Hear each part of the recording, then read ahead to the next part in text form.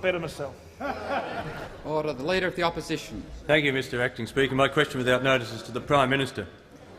Does the Prime Minister accept that the impending resignation of the Minister for Health, following that of the former Treasurer and the former Minister for Sports Shorts and the member for Maribyrnong, reflects a long procession of failed and disenchanted ministers? Does the consequential frequency of ministerial reshuffles concern the Prime Minister, or is he more interested in the gold prints on the walls of the Cabinet room rather than the quality of the galahs that are sitting round the table? Prime Minister. Mr. Speaker, I should have thought it was a bit unusual, not even a little bit unusual, that ministers who had served a decade or more in the hothouse environment of the greatest reformation in the Australian economy and society over a decade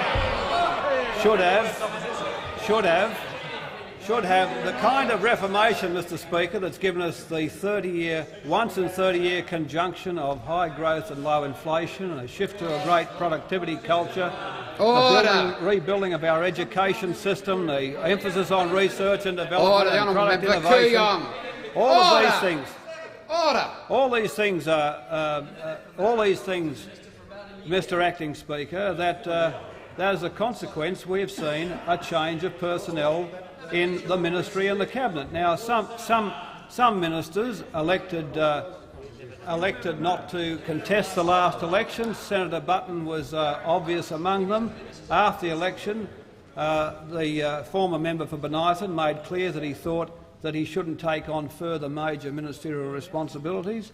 And latterly, Mr. Speaker, after just on 11 years of the most backbreaking effort, the former member for Fremantle announced his resignation to this House. Now, Mr.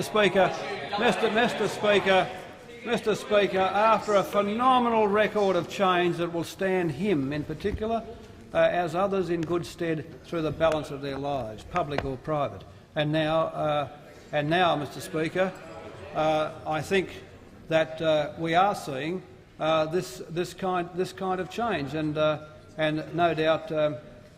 Any person who's served in the parliament a long time and in high public office a long time has the option to do these things. But, Mr. Speaker, the important thing about the government is that the government is changing its membership and strengthening the stock of members for the next 20 years. The government is going through a process of genuine renewal, And if one looks at the people who have replaced the former members for Werriwa and for Fremantle and Bonython in the categories of post-war service to this parliament and in post-war ministries in this country, those people would stand up against any other in that company. Now, Mr. Speaker, I'm very pleased about the fact that the Labor Party has not only had the wit, the imagination, the flair, the verve to change Australia, but as well, in the process of it, making a change to a new group of ministers and members to keep the change going, to keep the reform going.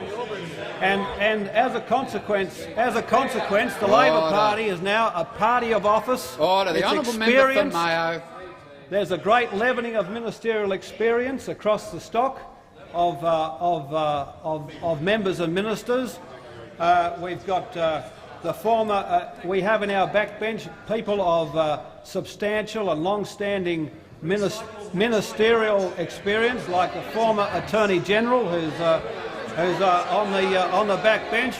So on the front and the backbench, we have this now, I'm happy to say, long tradition of effective public office.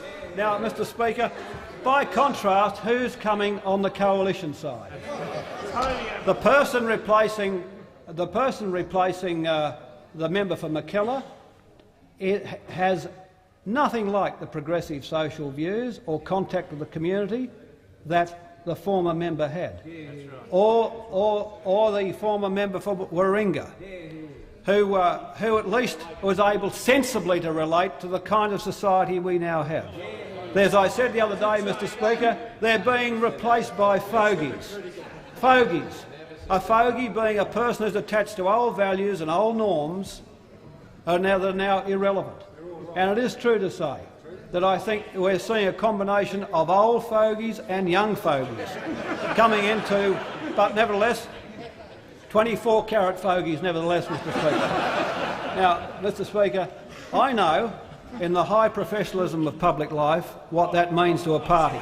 I know when I look at these poor dispirited people opposite, the remnants of Australia's failed upper class and management group, the Born to Rule squad have been out now, mournfully, wistfully, for 11 years, going on 13, know that when they see the likes of Bronwyn Bishop and Tony Abbott coming into their ranks, their hearts must sink.